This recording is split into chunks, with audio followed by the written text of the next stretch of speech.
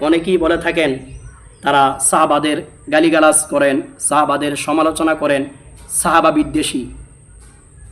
আমি বাংলাদেশ জামাত ইসলামের একজন রুকন, অর্থাৎ বাংলাদেশ জামাত ইসলামের যে সর্বোচ্চ স্তর, সেই রুকন হিসাবে আমি কওমি মাদ্রাসা থেকে ছোটোবেলায় পড়াশোনা করেছি।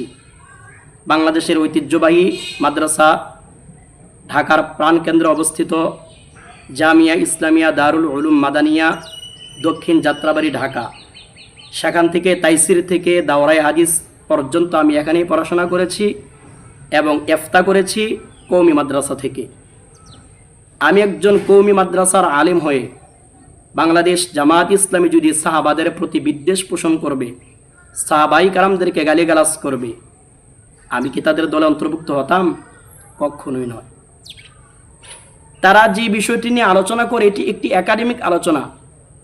একটা মাসআলার ক্ষেত্রে তো অনেক ইমামদের অনেক মতামত রয়েছে, সেখানে আপনি একটা মতামতকে প্রাধান্য দেওয়ার কারণে অপর মতামতগুলোকে বাতিল মনে করবেন বা তাদেরকে আপনি ইসলামের বিদ্বেষী মনে করবেন বা সাহাবী বিদ্বেষী মনে করবেন, এটা তো কখনো হওয়া উচিত নয়।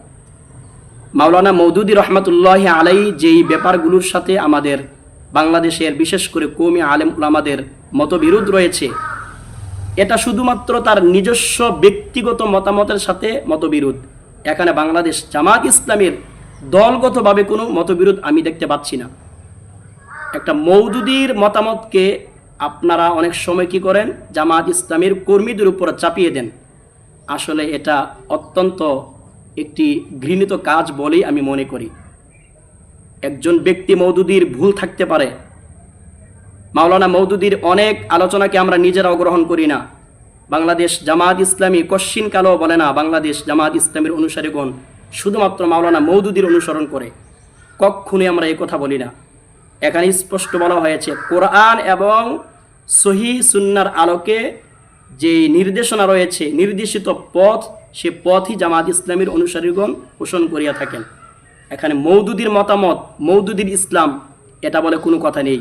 আসলে এই সমস্ত কথাবার্তা যারা বলেন, আপনাদের কাছে আমার উদাত্ত আহ্বান, আপনারা আমার উস্তাদ তুল্য, বিশেষ করে কওমি মাদ্রাসা থেকে আমি পড়াশোনা করেছি, আমার উস্তাদ এবং ছাত্র ভাই ও বন্ধুগণ যারা রয়েছেন, আপনাদেরকে আমি এই গঠনতন্ত্র বইটি পড়ার জন্য বিনীতভাবে অনুরোধ করছি। গঠনতন্ত্র বাংলাদেশ জামাত ইসলামী, এটি সরাসরিও পড়তে পারেন। আমার সাথে যারা রিলেটিভ রয়েছেন, তারা যদি আমার কাছে চান, আপনাদেরকে আমি ব্যবস্থা করে দিতে পারবো। আর না হয় আপনি নিজে গুগলে সার্চ করে এই বইটি সংগ্রহ করে তাদের আকীদা, তাদের গঠনতন্ত্র, তাদের কর্মপদ্ধতি আপনি এগুলো নিজে দেখে নেবেন এবং পাড়া প্রতিবেশী কি বলে না বলে, অপরে কি বলে না বলে, সেগুলোর প্রতি মনোযোগ না দিয়ে আপনি নিজে জেনে তারপরে আপনি একটা মন্তব্য করবেন।